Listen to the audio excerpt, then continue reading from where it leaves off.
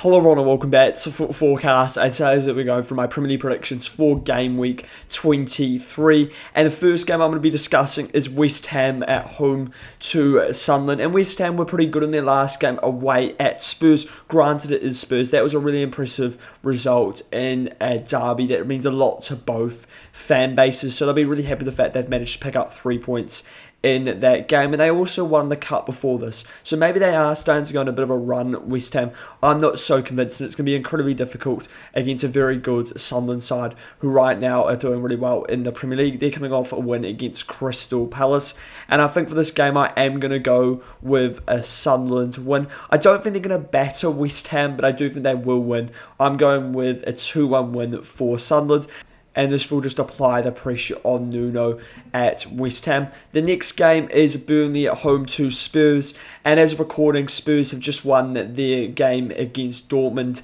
in the Champions League, and they were good in that game, but there was one key difference that Spurs had in that game that they haven't had in other games, and that's the fact that Dortmund left space in behind. Most sides, when they played Spurs so far this season, have left almost no space in behind because they know that that's Spurs' weakness. Frank has really struggled with breaking this down, and he's been incredibly reliant on set pieces and Porro delivering the ball into the box, and they're very one-dimensional. And I'm expecting a similar sort of game for this one because Burnley won't allow that space behind. They will sit in and make it as difficult as they can for Spurs, and I think they may do this successfully. I don't know if Spurs are going to break down Burnley. I think their best bet is probably going to be from a set piece, and if Burnley defend those set pieces well enough, I think they could actually get something from this game. I look at some of the players that are going to be important for Spurs in this game. Xavi Simons is going to be really important. He was good again in the Dortmund game. Same with Odegaard. Dom Solanke's back and he looked good against Dortmund, scoring a goal, and he's also probably going to be important for this game. I actually could see this game ending in a 0-0 draw, and that's what I'm going to go with for this game. So then we're on to Fulham at home to Brighton, and Fulham were looking quite good up to that Leeds game when they lost it in the last minute there, but their form up to that game was really strong. They hadn't lost in 6 Premier League games, and Fulham have improved a lot from the start of the season. As well as this, they've got all their Nigerians back because of AFCON. They haven't been available, so Iwobi will be back for this game, Chukwueze will be back for this game, and so will Bassi, which will definitely help Fulham out in this game against Brighton. And looking at Brighton are quite an inconsistent side. Recently they have though been good, and they are undefeated in their last 5 games in all competitions. When these two sides played each other early in the season, it ended in a 1-0 draw, and I'm thinking it may end in another 1-0 draw. I think this will be a really tight game, and I don't know if I can see either side winning this. I'm going to go with a 1-0 draw between Fulham and Brighton. I really struggle with Brighton predictions because they're just quite an inconsistent side. So then we're on to Manchester City at home to Wolves, and City are in all sorts of trouble right now. They just lost their game to Bodo Glimt, and previously they lost the Manchester derby to Manchester United, which was a poor result in that game, in a game they were expected to win. They were expected to definitely win both of those games. And what are their issues? They've had major defensive issues in those games. Now, they may be alright for this game because, first of all, they're going up against a Wolves side that aren't particularly strong, and they're not great at scoring goals. Recently, that has improved, but overall this season, Wolves have been poor in front of a goal. But Wolves are in decent form going into this game. And the other thing is that Mark Gahey should be available for Manchester City in this game, which makes me think that City should be able to be defensively more solid. But overall, I actually think it's potentially a bit of a system problem right now. I think players are underperforming, and then Pep Guardiola is not particularly adapting to this. He's keeping with that sort of high line. I looked at the Bodo Glimt game and the United game, and there was so much space in behind for sides to exploit. And at the start of the season, when you're playing well, when you're playing confident, that's all right. But when you're lacking confidence, this can cause your side real problems. In saying this though, I do think that Manchester City will win this game. I'm going to go with a 2-1 win for Manchester City. I don't think it's going to be a really good performance from them, but I think it's all about just sort of getting over the line and ensuring they get a positive result in this game. So then we're on to Bournemouth at home to Liverpool, and I think this is quite a difficult game to predict. I could definitely see all 3 results happening in this game. And Liverpool right now in the Premier League have drawn their last 4 games in a row, and this has been a real problem for Liverpool. Looking at Bournemouth haven't been great in their last sort of 12 games, and they've been inconsistent in the Premier League recently. So two sides, they're going to this game in not great form. I think what could change this game and to define this game is how Bournemouth look to approach this. If Bournemouth look to be really defensively solid and then hit Liverpool on the break, then I really think that Bournemouth can get a win from this game and definitely a draw.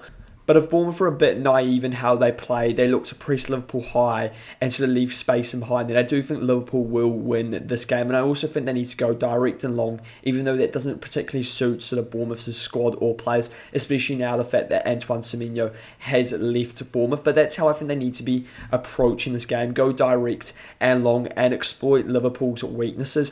I don't think they're going to do this though, and I think Andoni Iraola is probably going to stick to his way. So for that reason, I think I'm going to go with a Liverpool win.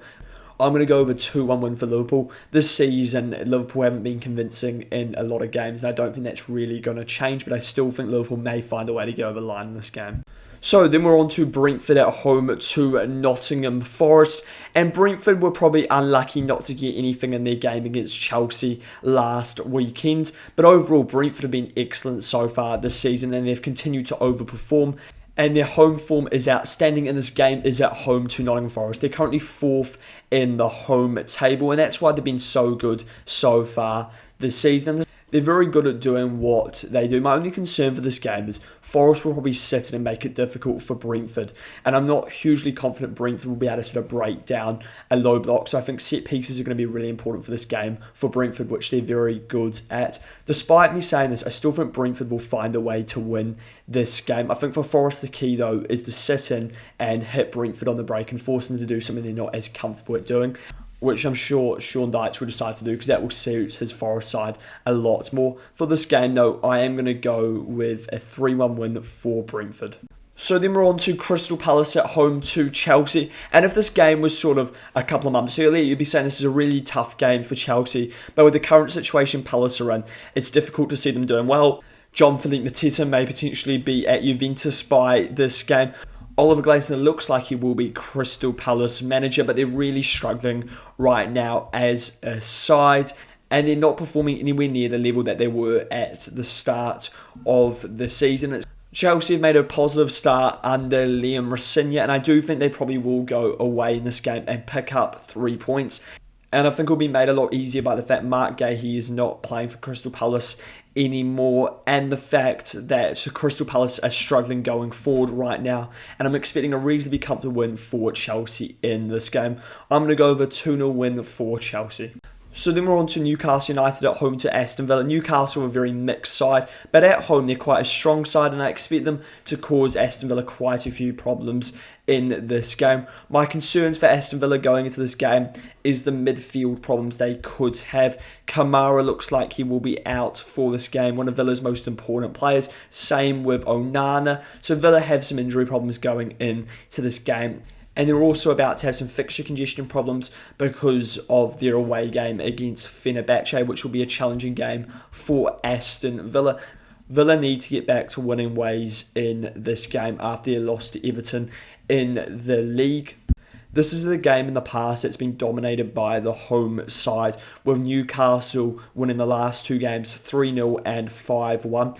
I don't know if that's going to happen in this game. I think I'm going to go with a draw between these two sides. I think they're pretty evenly matched at St James's, so I'm going to go with a 2-2 draw between Newcastle and Villa. I think this is going to be a good game.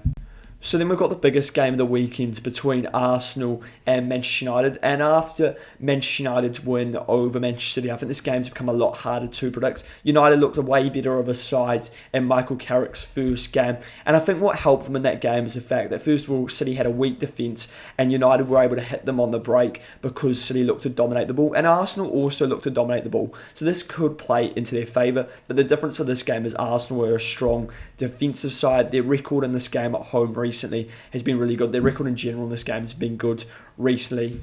I do fancy Manchester United for this game though, despite that Arsenal defence, but I just still think Arsenal right now are finding ways to get it over the line, even when they haven't looked at their best. And I think with how crucial set pieces are probably going to be for this game, as they often are with Arsenal, I think they'll probably score through a set piece in this game, and they will find a way to win this game. But I do think Manchester United will score, so I'm going to go with a 2-1 win for Arsenal in this game. But I wouldn't be surprised if United won this game. I think Bruno Fernandes is going to be really crucial in this game in terms of playing in Mbeumo, playing in Diallo, and enabling the attackers to get in behind the Arsenal defence. So then we've got Everton at home to Leeds, and I like the look of this fixture actually as a Monday night kickoff. And Everton have got some players back for this game. Iliman Ndiaye and Idrissa Gana Gueye are back from AFCON. Dewsbury Hall also looks like he'll be back for Everton, and potentially we could see Jared Brantford back. It looks unlikely though still. Leeds though are going to this game in real good form, and Leeds have been really difficult to beat recently. And I can't see Leeds losing this game. I don't know if they'll win it though, and for that reason I think I'm going to go with a 1-1 draw in this game. Everton are coming off a really good away win at Villa Park, but Everton's away form is actually more impressive than their home form, so I think a draw would be a likely result for this game. Let me know your thoughts on these Premier League predictions for Game Week 23, and if you enjoyed this, it would be great if you subscribe to the YouTube channel as well as liking the video.